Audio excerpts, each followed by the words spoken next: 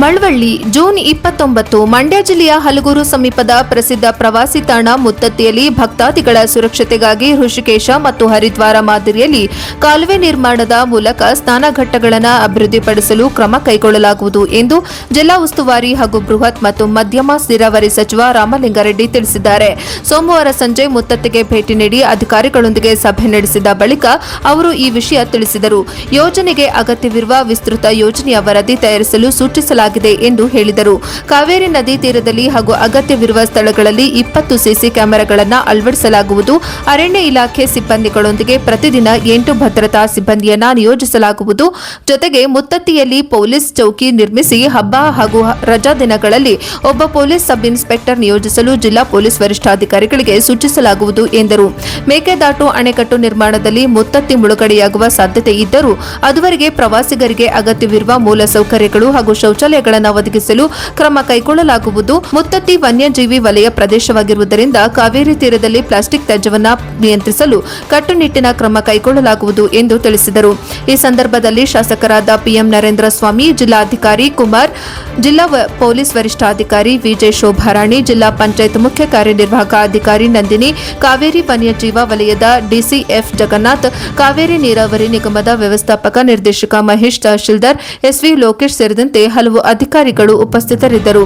Box ದುರಂತ ಹಿನ್ನೆಲೆ ಭೇಟಿ. ಕಳೆದ ಜೂನ್ 24ರಂದು ಮುತ್ತತ್ತಿಗೆ ಪ್ರವಾಸಕ್ಕೆ ಬಂದಿದ್ದ 5 ಪ್ರವಾಸಿಗರು ನೀರಿನಲ್ಲಿ ಮುಳುಗಿ ಮೃತಪಟ್ಟ ಹಿನ್ನೆಲೆ ಇಂದು ಸಚಿವರು ಸ್ಥಳಕ್ಕೆ ಭೇಟಿ ನೀಡಿ ಪರಿಸ್ಥಿತಿ ಪರಿಶೀಲಿಸಿ ಅಧಿಕಾರಿಗಳೊಂದಿಗೆ ಚರ್ಚೆ ನಡೆಸಿದರು.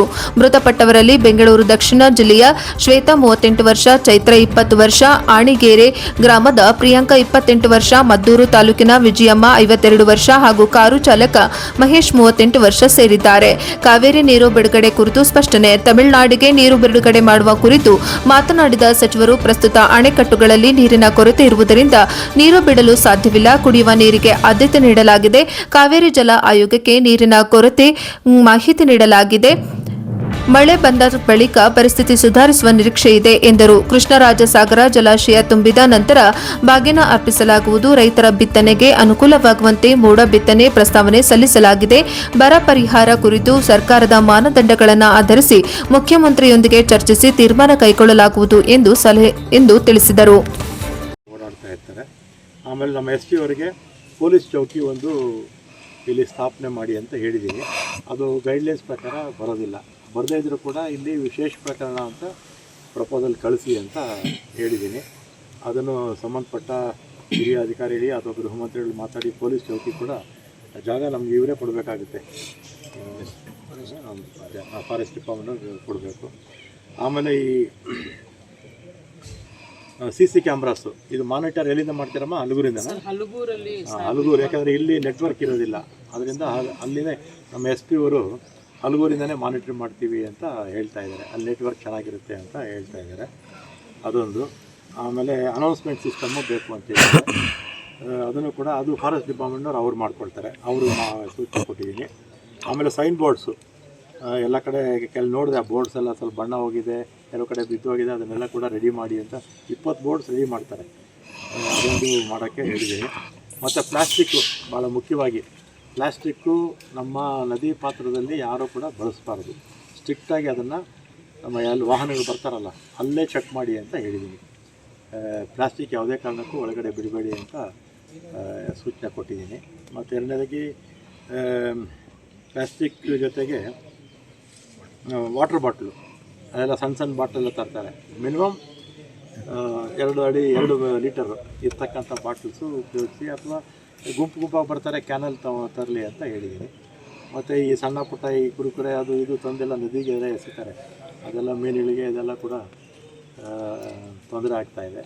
ಇಷ್ಟು ಇವತ್ತು ನಾವು ತಗೊಂಡಿರ್ತಕ್ಕಂಥ ಕ್ರಮ. ಮತ್ತು ಸಬ್ ಇನ್ಸ್ಪೆಕ್ಟ್ರ್ ಒಬ್ಬರನ್ನ ಶನಿವಾರ ಭಾನುವಾರ ರೆಗ್ಯುಲರ್ ಆಗಿ ಸಬ್ ಇನ್ಸ್ಪೆಕ್ಟ್ರ್ ಒಬ್ಬರಿಗೆ ಹಾಕೋಕ್ಕೆ SP ಅವರು ಸೂಚನೆ ಕೊಟ್ಟಿದ್ದೀನಿ. ಸಬ್ ಇನ್ಸ್ಪೆಕ್ಟ್ರ್ ಆಗ್ತಾರೆ. ಮತ್ತು ಶನಿವಾರ ಭಾನುವಾರ ಜೊತೆಗೆ ರಜೆಗಳು ಬರುತ್ತಲ್ಲ, ರಜೆ ದಿನಗಳು ಮತ್ತು ಲಾಂಗ್ ಲೀವ್ ಎಲ್ಲ ಬರುತ್ತೆ. ಅಂಥ ಸಂದರ್ಭದಲ್ಲಿ ಹೆಚ್ಚು ಜನ ಬರ್ತಾರೆ. ಆ ಸಂದರ್ಭದಲ್ಲಿ ಕನಿಷ್ಠ ಸಬ್ ಇನ್ಸ್ಪೆಕ್ಟ್ರ್ ರ್ಯಾಂಕ್ನ ಒಬ್ಬರು ಅಧಿಕಾರಿ ಇಲ್ಲಿ ಪೋಸ್ಟ್ ಮಾಡೋದಕ್ಕೆ ಹೇಳಿದ್ದೀನಿ. ಇದೆಲ್ಲ ಕೂಡ ಕೆಲವು ಶಾರ್ಟ್ ಟೈಮ್ ಇದೆ, ಕೆಲವು ಈಗ ನಾನು ಚಾನಲ್ ಮಾಡೋದು ಹೇಳಿದಲ್ಲ, ಅದು ಸ್ವಲ್ಪ ಟೈಮ್ ಬೇಕಾಗ್ಬೋದು. ಅದನ್ನು ನಮ್ಮ ಬೋರ್ಡ್ ಮೀಟಿಂಗ್ ತಂದು ಅದನ್ನು ಆದಷ್ಟು ಬೇಗ ಮಾಡ್ತೀವಿ. ಮತ್ತು ಇದು ಮುಂದಕ್ಕೆ ಯಾವುದು ಮೇಕೆದಾಟು ಅಣೆಕಟ್ಟಾದಂಥ ಸಂದರ್ಭದಲ್ಲಿ ಇದೆಲ್ಲ ಕೂಡ ಮುಳುಗೋಗುತ್ತೆ. ಆದರೆ ಇದೆಲ್ಲ ಅಣೆಕಟ್ಟಲ್ಲಿ ಆಗೋದಕ್ಕೆ ಸಾಕಷ್ಟು ಸಮಯ ಇದೆ. ಆ ಸಂದರ್ಭದಲ್ಲಿ ನೋಡೋಣ, ಮುಂದಕ್ಕೆ ನೋಡ್ಕೊಳ್ಳೋಣ.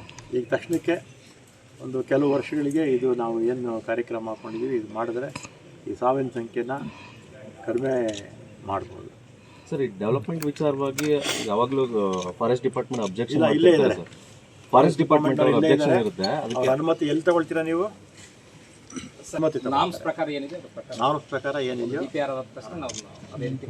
ಆಮೇಲೆ ಇದಕ್ಕೇನು ಅಲ್ಲಿ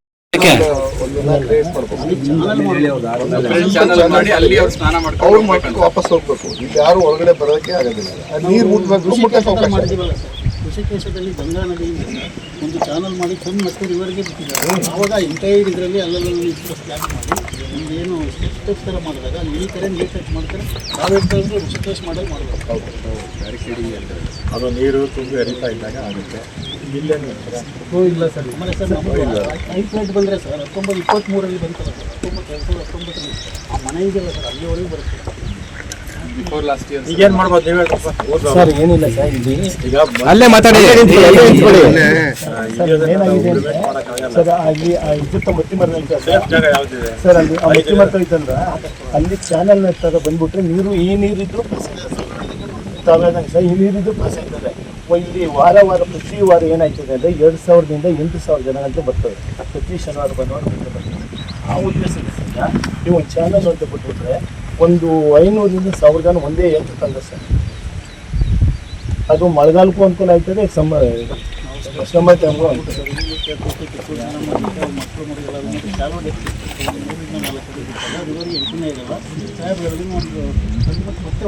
ಕಾರ್ಬನ್ ಇರ್ತವೆ ಸರ್, ಆ ಕಾರ್ಬನ್ ಜಾಸ್ತಿ 200 ಮೀಟರ್ ಮಾಡ್ಬೋದು.